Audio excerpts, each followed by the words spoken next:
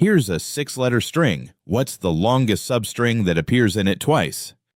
Brute force checks every pair of substrings, character by character. That's n-cubed work. Painful. We want one clean pass. The trick is almost lazy. Sort the suffixes. A suffix is whatever's left after you chop off a prefix. Banana has 6 of them, one starting at each position, each shorter than the last. That's the whole zoo. 6 rows, index 0 through 5. Now sort the rows the way you'd sort words in a dictionary. Watch what happens. Suffixes that share a common prefix slide next to each other automatically. Everything starting with A clumps at the top. Everything starting with N clumps at the bottom. Similarity becomes adjacency.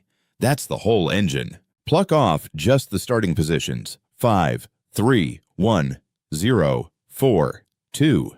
That sequence is the suffix array. It's the permutation that puts the suffixes in sorted order. In practice, we don't even store the strings, just this one short list of indices. Pick any 2 neighbors in the sorted list, Anna and Anana. They agree on the first 3 letters. Call that number the LCP, the longest common prefix. It's a tiny integer that says how alike each pair of neighbors is. Do it for every neighboring pair. 5 comparisons, 5 integers. That little column is the LCP array. Most entries are tiny, 0, 0, 1, 2, but one of them already stands out.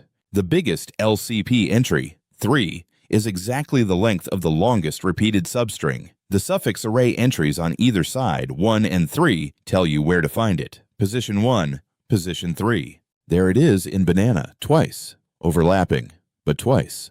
1 scan, 1 max. The answer. Once you have the suffix array and the LCP array, half the string algorithms toolkit falls out. Counting distinct substrings, searching for a pattern, comparing 2 strings, all reduced to scanning these 2 short arrays. How to build them quickly is its own story. The lesson here, sort the suffixes. The rest is bookkeeping.